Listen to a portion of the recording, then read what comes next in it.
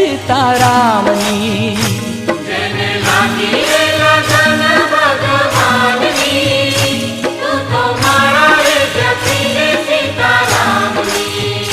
તારી એક એક પળ જાય લાખની, તું તો માળા રે જપી લે સીતારામની.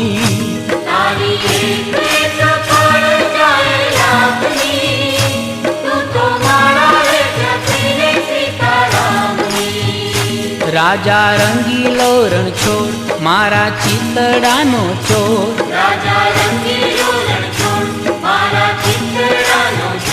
મેં તો મૂર્તિ નિહાળી સુંદર શ્યામની, તું તો માળા રે જપી લે સીતારામની.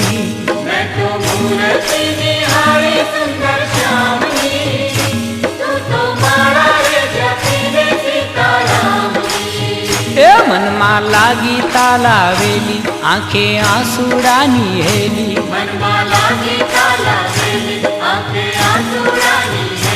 નંદુ ચેતી ને ચાલો રે જમના મારથી, તું તો માળા રે જપી લે સીતારામની.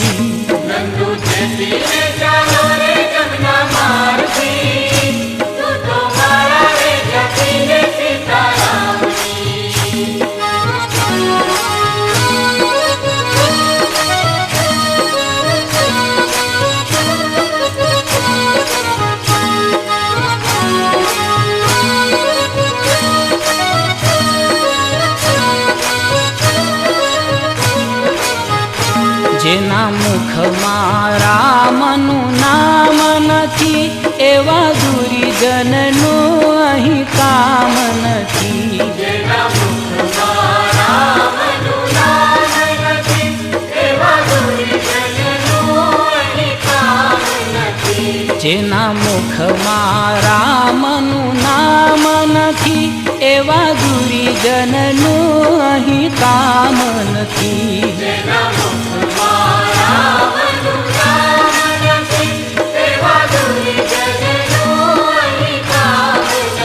એ જેને હરિ કીર્તનમાં પ્રેમ નથી, તેને શ્રી હરિ કેરી રે મનથી. જેના મુખમાં રામનું નામ નથી, એવા દુર્જનનું અહીં કામ નથી.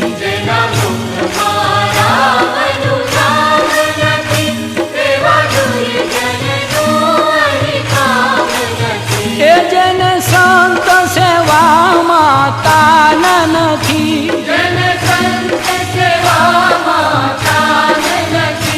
એને આ જગમાં માન નથી. એ જેના મુખમાં રામનું નામ નથી, એવા દુર્જનનું રે અહીં કામ નથી.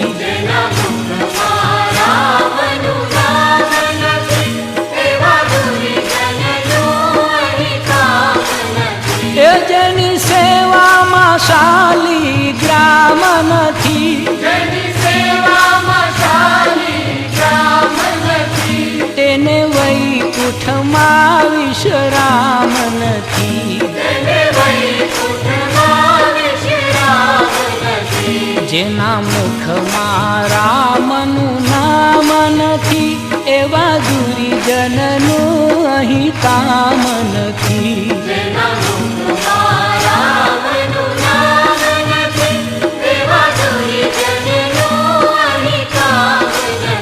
એ જેને ખરા ખોટાનું ભાન નથી,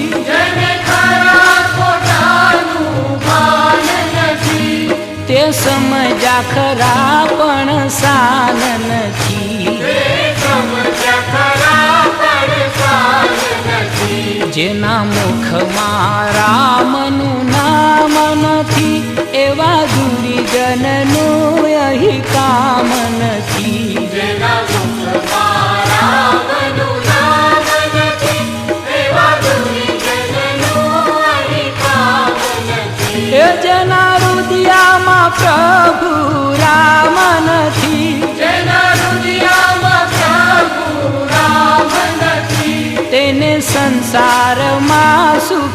કામ નથી.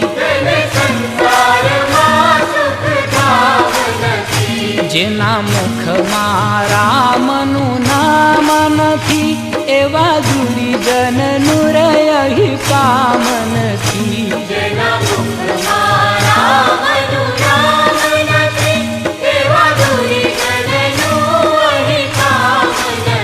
એ જેના ઘરમાં નીતિ કે ધર્મ નથી, એ તેના ઘરમાં કશો એ મર્મ નથી. જેના મુખમાં રામનું નામ નથી એવા દુર્જનનું રહી કામ નથી.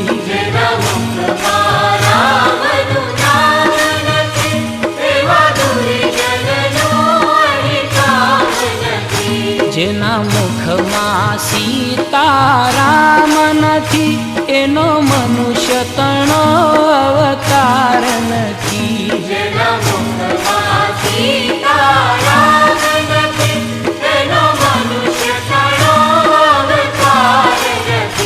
જેના મુખમાં રામનું નામ નથી એવા દુર્જનનું રહી કામ નથી.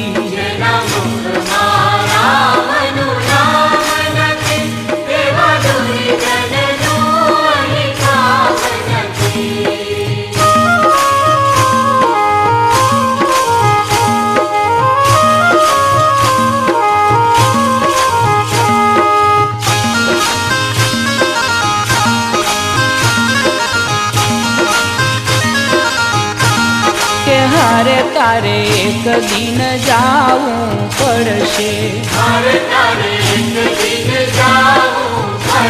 કરમ તારા તને નડશે રે, કરમ તારા તને નડશે જીવલડા.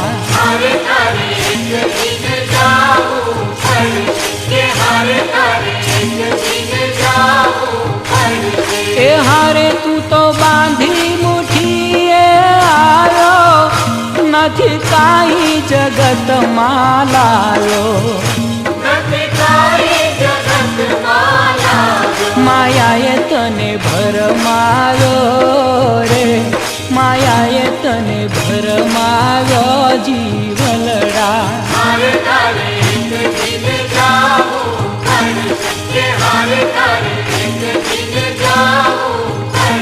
એ હારે તે તો પારકુરે ભેલું કીધું, તેને પોતાનું માની લીધું. વિષયનું વિષ પીધું રે, વિષયનું વિષ પીધું જીવલડા.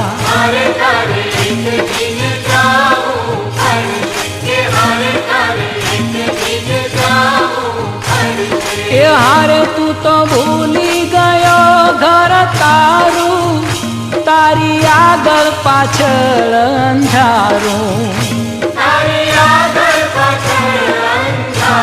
નીકળવાનું નથી બારું રે, નીકળવાનું નથી બારું જીવલડા.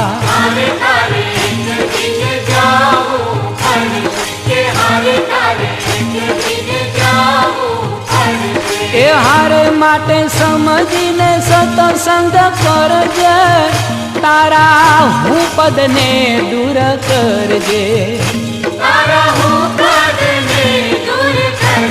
વાલાને નવ વિસરજે રે, વાલાને નવ વિસરજે જીવલડા.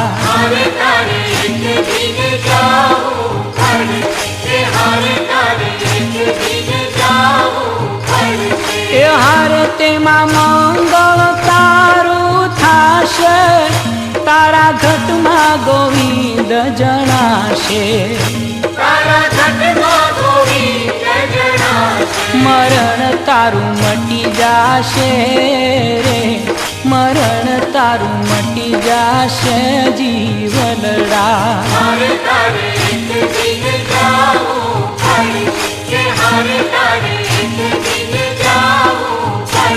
કરમ તારા તને નડશે રે, કરમ તારા તને નડશે જીવલડા.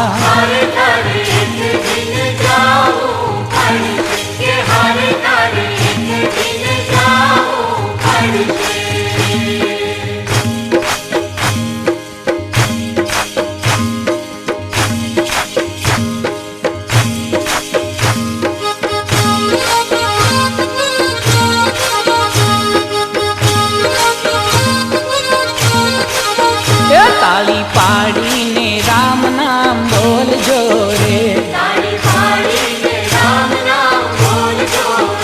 તાળી પાડીને રામ નામ બોલજો રે. એવા અંતરના પડદા ખોલજો રે, તાળી પાડીને રામ નામ બોલજો રે. જેમ ખેતરમાં દાણા વવાય છે રે, તેમાં પંખીડા ચરી ચરી જાય છે રે. તાળી પાડીને રામ નામ બોલજો રે. કાયા રૂપિયા ખેતર માનજો રે, પુણ્ય રૂપી દાણા તેમાં વાવજો રે. એ પછી પાપ રૂપી પંખી ઉડાડજો રે. તાળી પાડીને રામ નામ બોલજો રે. તાળી પાડતા જે શરમાય છે રે, તેનો અવતાર એળે જાય છે રે. તાળી પાડીને રામ નામ બોલજો રે. એ પછી અંતરના પડદા ખોલજો રે. તાળી પાડીને રામ નામ બોલજો રે. તાળી પાડીને રામ નામ બોલજો રે.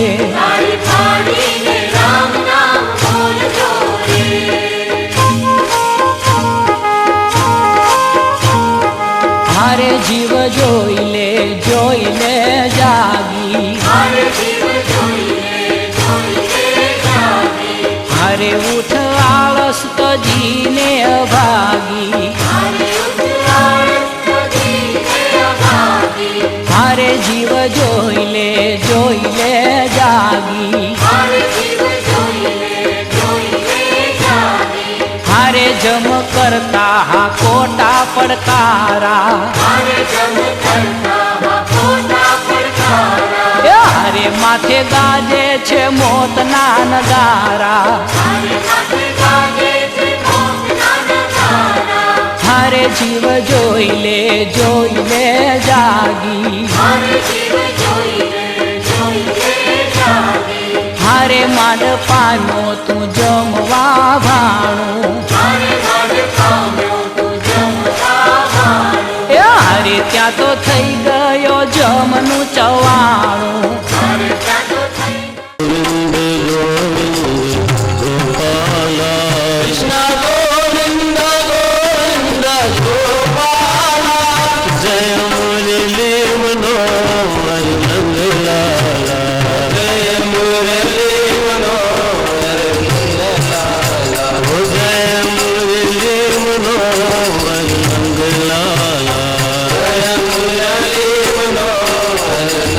La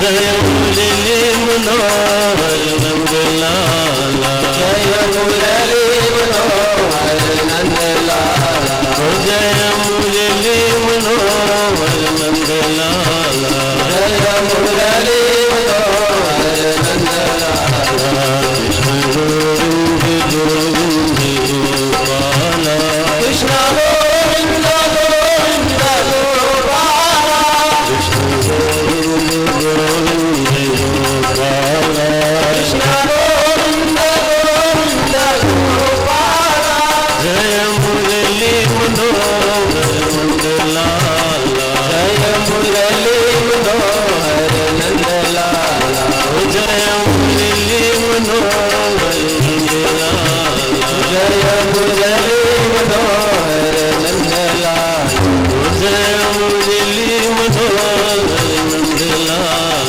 जय मुरली मनोहर नंदलाला।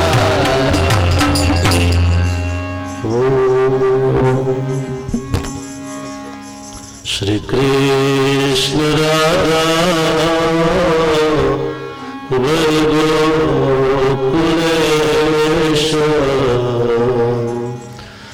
गोपाल गोधननाथ विष्णु जिह्वे पिबसवा मृत में गोविंद रामो दरमाधुरेति, गोविंद रामो दरमाधुरेति।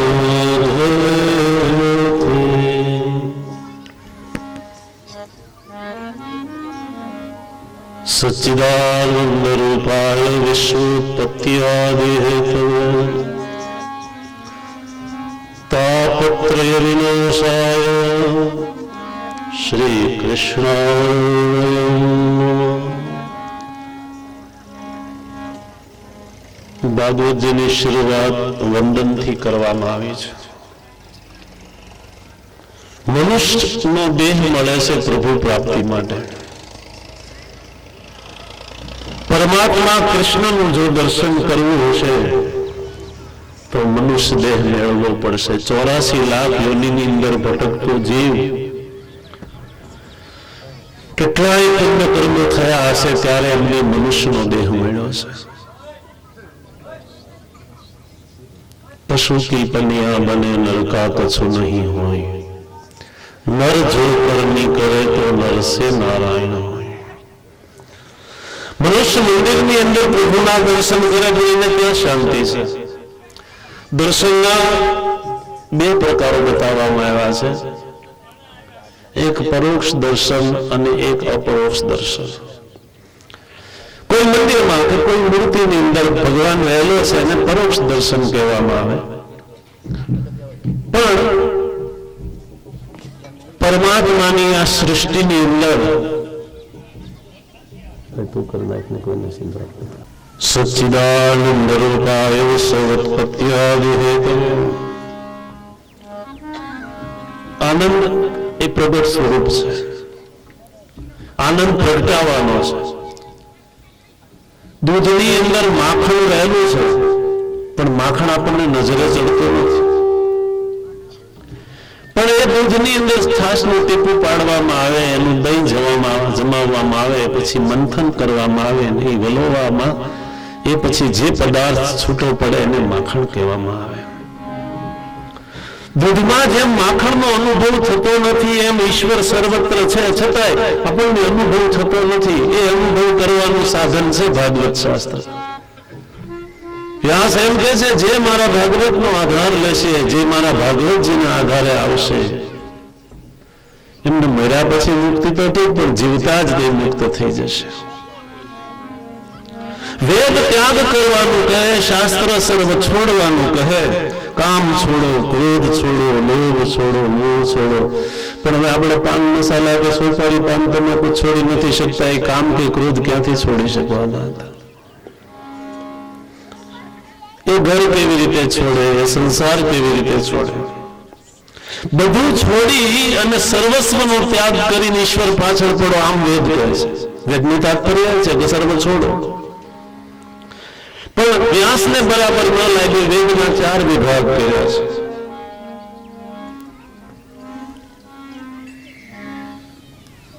સંહિતા, બ્રાહ્મણ, આરણ્યક અને ઉપનિષદ.